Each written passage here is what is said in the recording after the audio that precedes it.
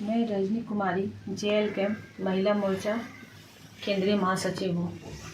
मैं पिछले 2 सालों से जयराम महतो के साथी थी उनके पार्टी में, और विगत अपने गांव में आउटसोर्सिंग कंपनी जो यहाँ चल रही थी डेको कंपनी लोयाबाद बांसजोड़ा में, उसमें लगातार प्रयासरत थी कि यहाँ के लोगों को रोज़गार मिले।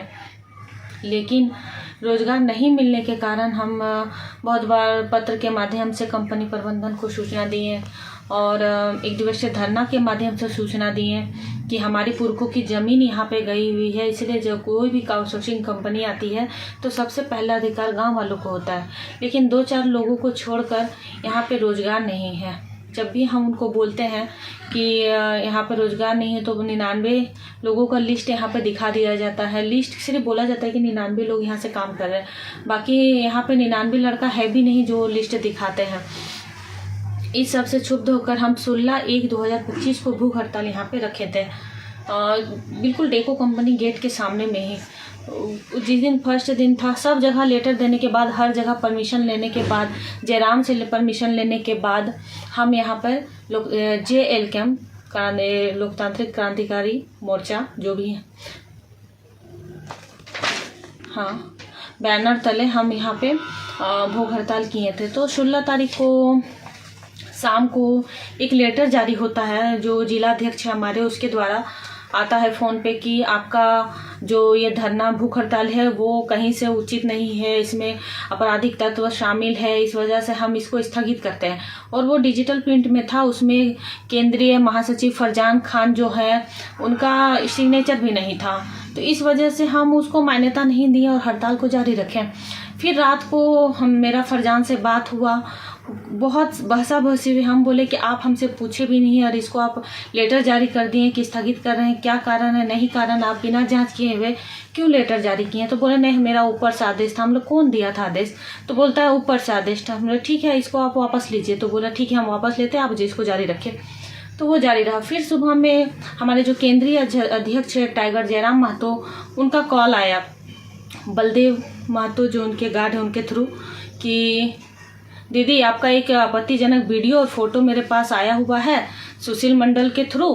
तो जो उनको दिया है, सुशील मंडल हमारे केंद्रीय प्रवक्ता हैं, तो उनके थ्रू आया हुआ है और उनका कहना है कि कोई लड़का उनको दे के गया है और बोला है कि यदि वो भूख हड़ताल समाप्त नहीं किया जाता है तो हम इसको हम वायरल कर देंगे।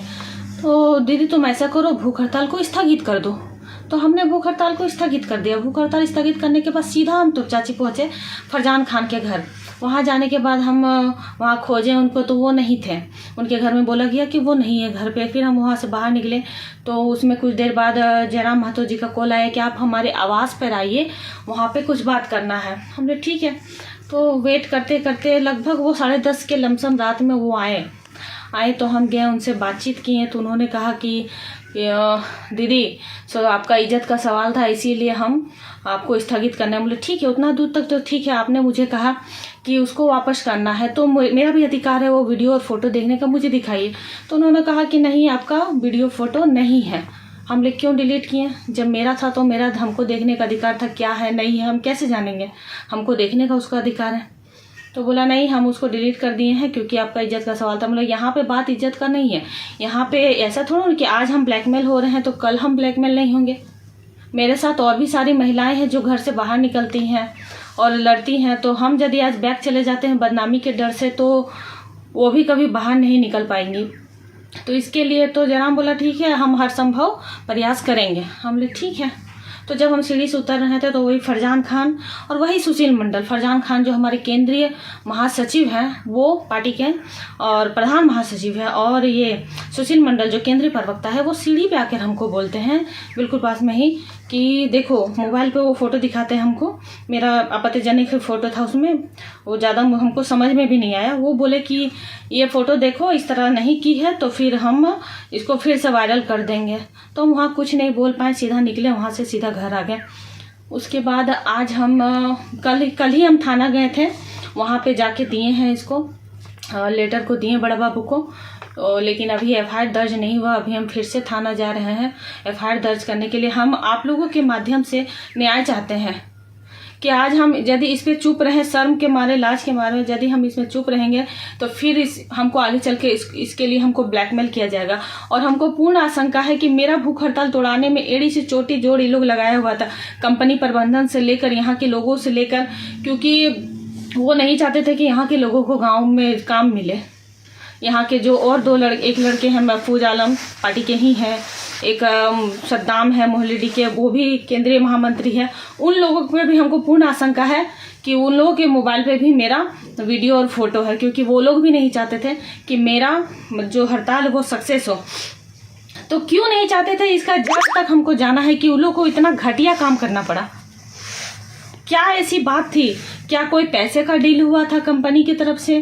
क्या कुछ डील हुआ था कि वो लोग मेरे चरित्र तक पहुंच गए?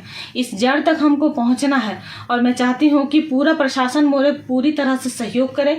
मीडिया भाई बंधु आप लोग भी पूरा तरह से सहयोग करिए इसके जड़ तक जाने के लिए। आज मैं पीछे हटूंगी तो कभी सर उठा के नहीं देख सकूंगी। धन्यवाद।